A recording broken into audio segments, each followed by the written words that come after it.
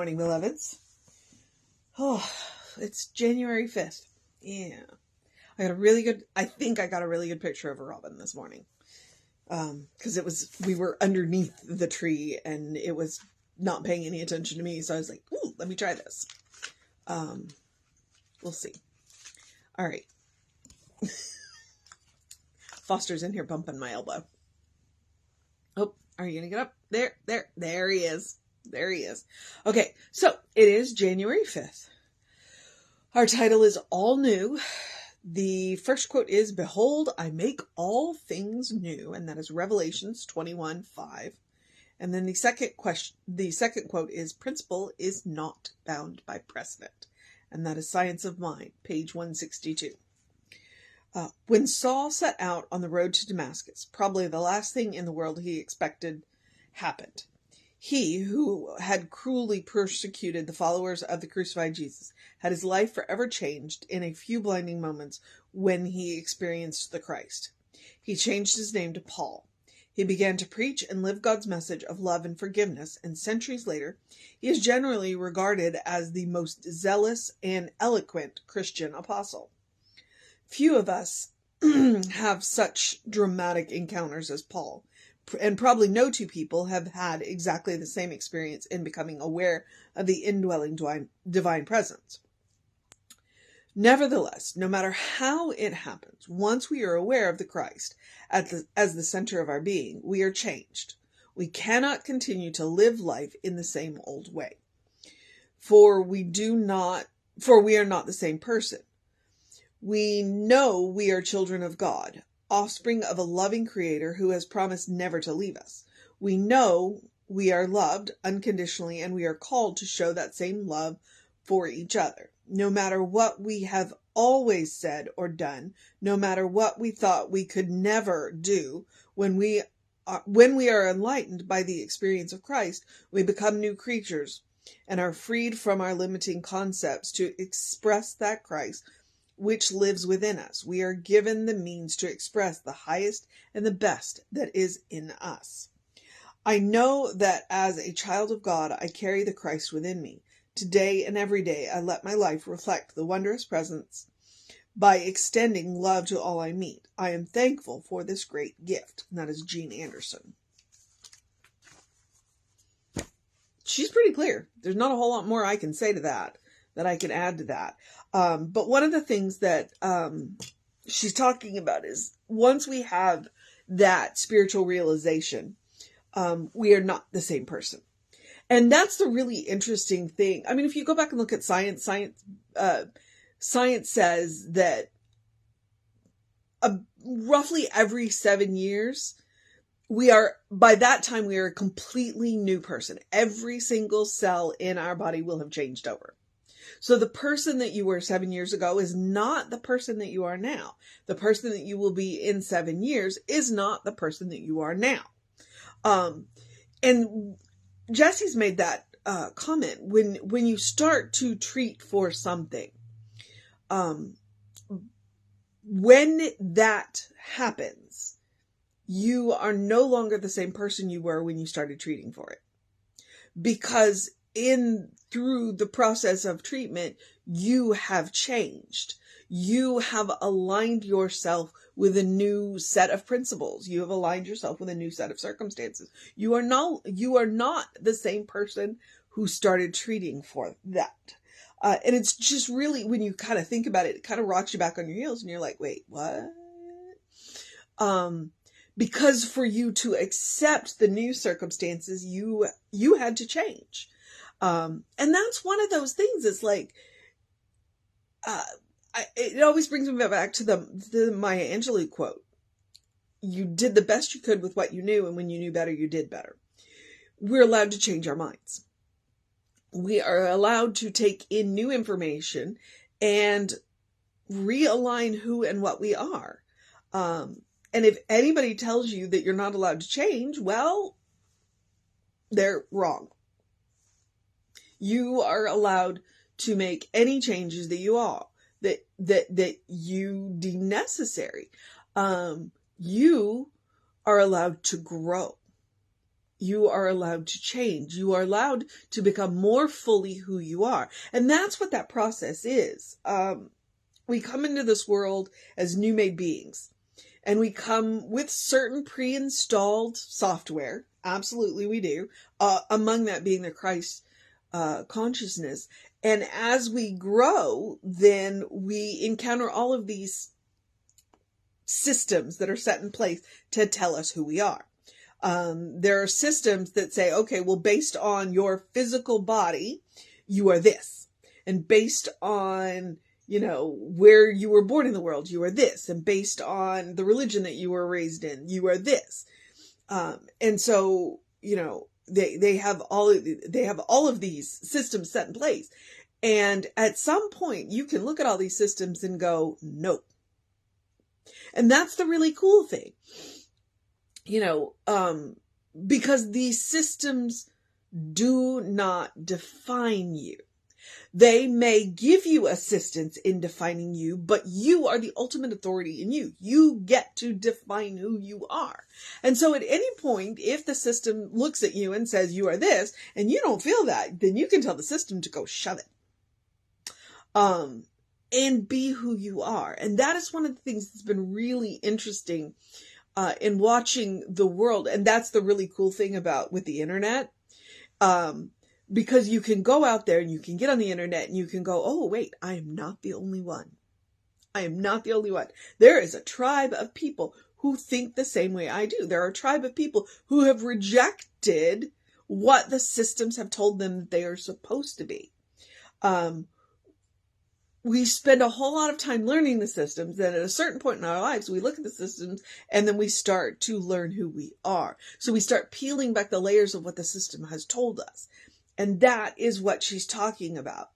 Once you discover the Christ consciousness at the center of your being, the layers start to peel off. Because you recognize that the one source that is the most important about who and what you are is within. It's within. None of the systems out here can truly define you. They may have guideposts, they may have arrows, they may have big flashing signs, and they may be wrong. When you turn within to the source of your own being, when you recognize and access the Christ consciousness and allow the Christ consciousness to guide you, then, and I talk about it like pre-installed software because it is, and the password is love. We believe in a loving creator who loves us unconditionally. And the more that we can emulate that, the more we can love unconditionally as possible. And I admit, when we are in these limited material, arenas, true unconditional love is really hard. I'm not going to say it's impossible, but it's really hard. There are always going to be certain conditions that, okay. It's like I say with family, you have to love them. You do not have to like them. With all people, you have to love them, but you don't have to like them. With all people, you have to love them, but you do not have to entertain them in your space. Okay. So the more that we can do that, the more it informs us of who we are, and the more guidance that we open up. And love really is one of the best guides out there. If you can ask yourself in any situation, is this a loving, kind thing to do? I don't think it will lead you wrong. Now, if you ask, is this a nice thing to do? Because nice is not the same thing as kind. Because sometimes kind says no. And so there's that. All right.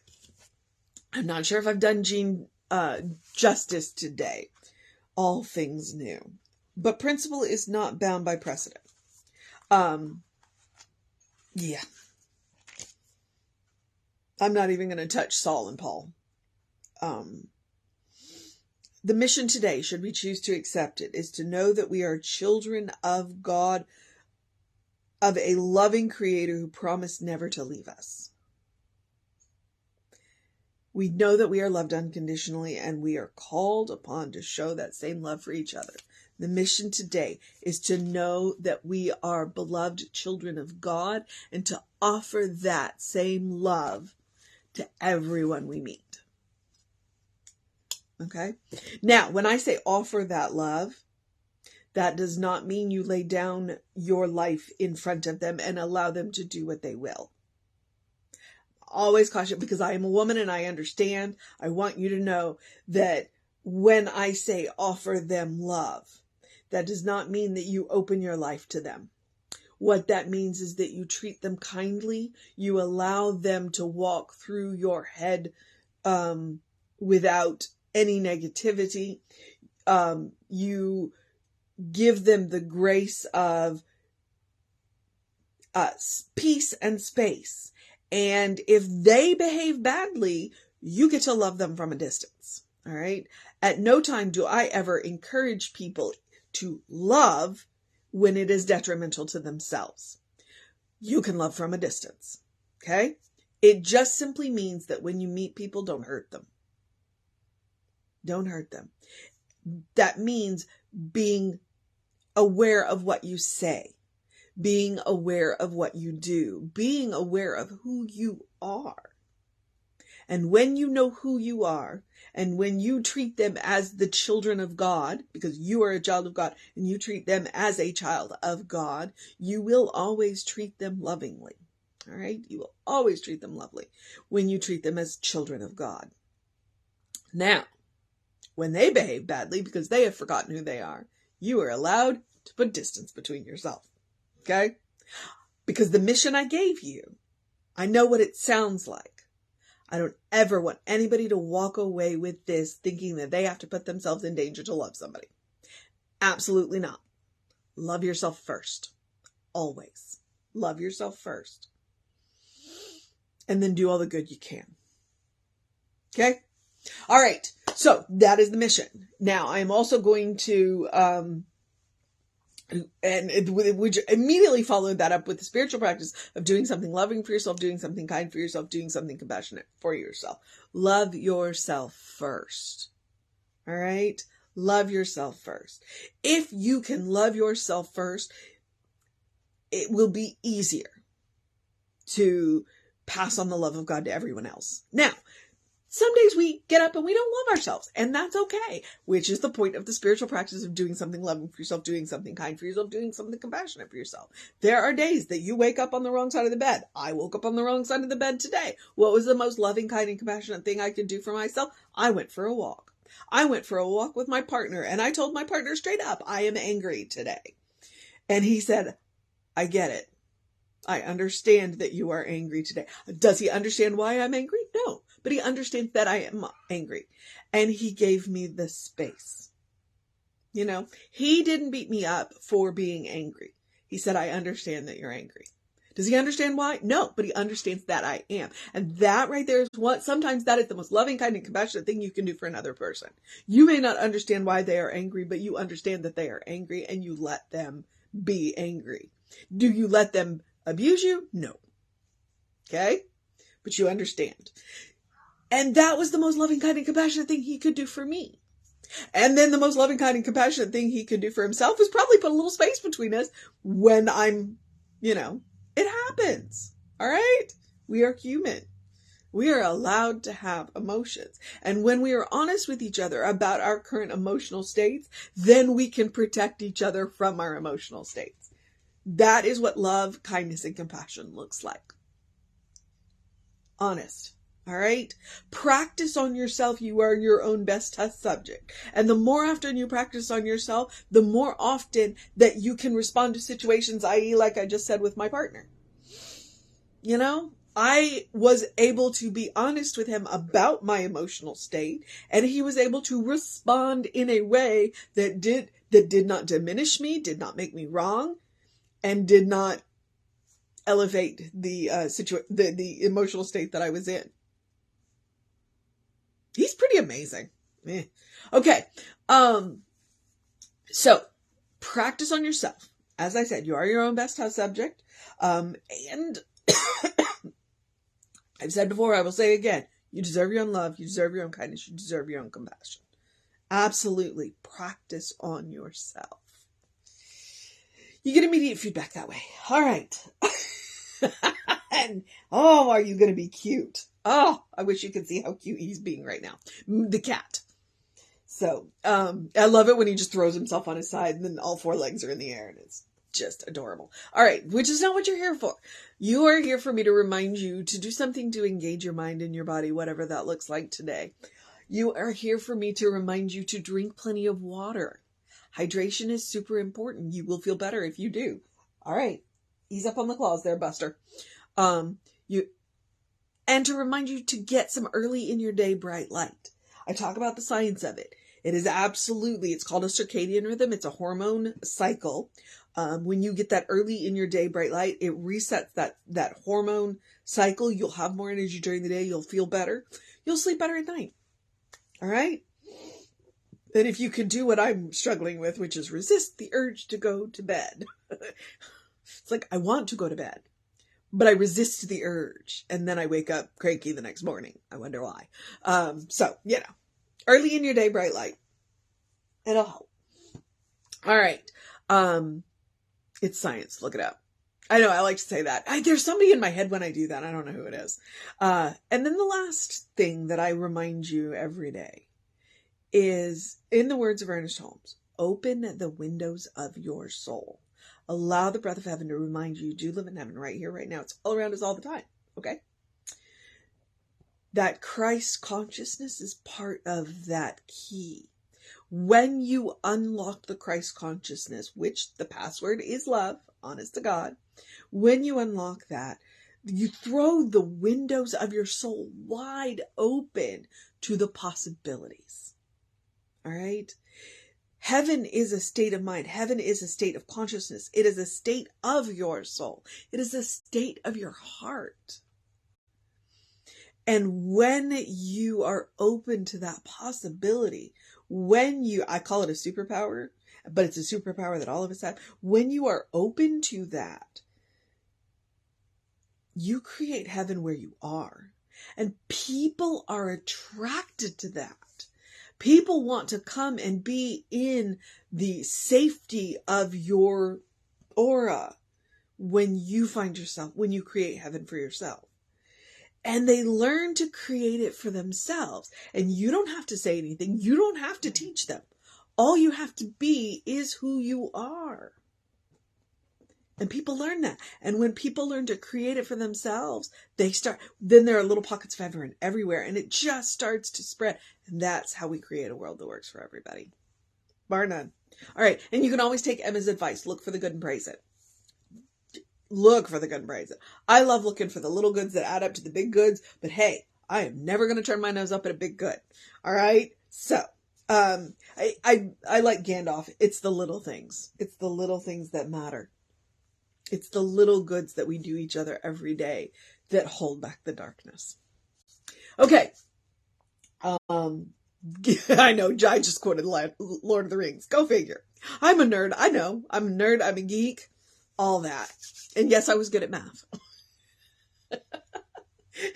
Okay. Where was I? Oh, I think I'm at the social media part where I remind you that we are Creative Life Spiritual Center. We are Creative Life Spark on the social medias that we are on. I am the Running Rev Ryan on the social medias that I am on. Absolutely take care of, hang on. You want to know what's going on with the center? Email info@creativelife.org. That will put you on the constant contact. That will get you, all of the hot links are hot. They will, when it says click here now, then it will either take you right to where you want to go, i.e. if you want to know what the YouTube, he's got a link there that will take you right to our YouTube. Or it will take you to the person that can get you the information. So that's how, if you want to know what's going on in the center, that is the best way to do it. All right. I think I'm at the part where I get to tell you, encourage you to have a great day, a wondrous day, a fantastic day, a magical day, an enchanted day, a wonder-filled day, an awe day, an awe-filled day. I mean, it's Thursday. I don't know where we are in that. Tomorrow is Friday. Oh, Al Roker's coming back to the Today Show tomorrow. I'm kind of excited about that kind of day. A take care of yourself day. A know who you are day. A recognize the password day. Password is love. Okay. A good day. And if that is too much pressure, simply have a day, because you are not just as you are. You are a beloved child of God. You are a brilliant light. You are a divine spark. You are God in action. You are spirit in motion. You are a godling. All right? Know who you are. You are a beloved child of God in whom God is well pleased and well represented. Okay? The best teaching that you do is by being who you are. All right, beloveds. Reverend David should be on Facebook Live around 5 p.m. I will be back with you at 9 a.m. Take care of yourself. Know that you are loved, and I will see you next time.